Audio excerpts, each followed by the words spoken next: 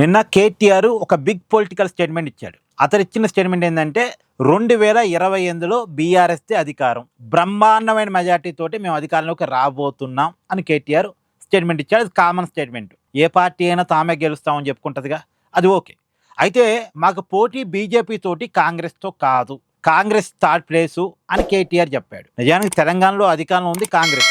ఎక్కడ ఉప ఎన్నికలు వస్తున్నా గెలుస్తుంది కాంగ్రెస్. ఇప్పుడు బీఆర్ఎస్ సంబంధించినటువంటి 2 సిట్టింగ్ స్థానాల్లో ఉప ఎన్నికలు వస్తే, కంటోన్మెంట్, జూబ్లీహిల్స్, 2 చోట్ల కూడా బీఆర్ఎస్ సిట్టింగ్ స్థానాల్లో కాంగ్రెస్ గెలిచింది. అందుకే లోకల్ బాడీలో కూడా సర్పంచ్లు, మున్సిపాలిటీలు, కార్పొరేషన్స్ ఎన్నికలు జరిగితే ఎక్కువ భాగం కాంగ్రెసే గెలిచింది. అధికారంలో ఎలాగో కాంగ్రెసే ఉంది కూడా, రేవంత్ రెడ్డి ముఖ్యమంత్రిగా ఉన్నారు. అలాంటిది కాంగ్రెస్ కాదు ప్రత్యర్థి బీజేపీ అని కేటీఆర్ చెప్పడంలో, అంటే అది కేవలం కేటీఆర్ అంచనా కావచ్చు, కానీ కేటీఆర్ అంచనా నిజమైతే మాత్రం కేటీఆర్కి బీఆర్ఎస్ పార్టీకే ఇబ్బంది. బీజేపీ వాళ్ళు కనుక సెకండ్ ప్లేస్కి వస్తే వాళ్ళకి ఫస్ట్ ప్లేస్కి ఎలా రావాలో బాగా తెలుసు. బీఆర్ఎస్ని చీల్చైనా సరే ఫస్ట్ ప్లేస్కి బీజేపీ వస్తుంది.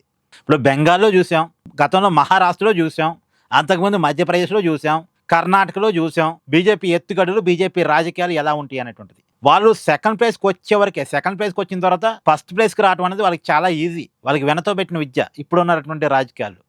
కాబట్టి నిజంగా సెకండ్ ప్లేస్కి కనుక బీజేపీ వస్తే అది బీఆర్ఎస్కు, కేటీఆర్కే ఇబ్బంది.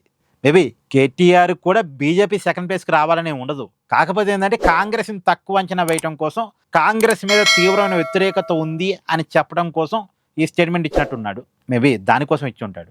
మన రేవంత్ రెడ్డి కూడా అలాంటి స్ట్రాటజీలు పాటిస్తున్నాడు. చూడండి, కిషన్ రెడ్డిని టార్గెట్ చేస్తున్నాడు. అంటే బీజేపీ నాయకుడు, కేంద్ర మంత్రిగా ఉన్న కిషన్ రెడ్డిని టార్గెట్ చేస్తున్నాడు. బీఆర్ఎస్ కంటే ఎక్కువ కిషన్ రెడ్డిని టార్గెట్ చేస్తూ, కిషన్ రెడ్డి బీఆర్ఎస్ మనిషి అని చెప్పేసి కిషన్ రెడ్డి భుజాన్ని తుపాకు పెట్టి బీఆర్ఎస్ని టార్గెట్ చేస్తున్నారు. అంటే ఇండైరెక్ట్ యుద్ధాలు అనమాట ఇవి. డైరెక్ట్ యుద్ధాలు కాదు, ఇండైరెక్ట్ యుద్ధాలు. సో మొత్తంగా ఇక్కడ ఇందాక అనుకున్న స్టేట్మెంట్ కూడా కేటీఆర్ ఇండైరెక్ట్గా కాంగ్రెస్ ఏమీ లేదు, కాంగ్రెస్ పని అయిపోయిందని చెప్పడానికి ఆ స్టేట్మెంట్ ఇచ్చినట్టున్నాడు. ఇక్కడ మీ అభిప్రాయాన్ని కామెంట్ చేయండి. కాంగ్రెస్ పని నిజంగా అయిపోయింది తెలంగాణలో? Please do like, share and subscribe this channel.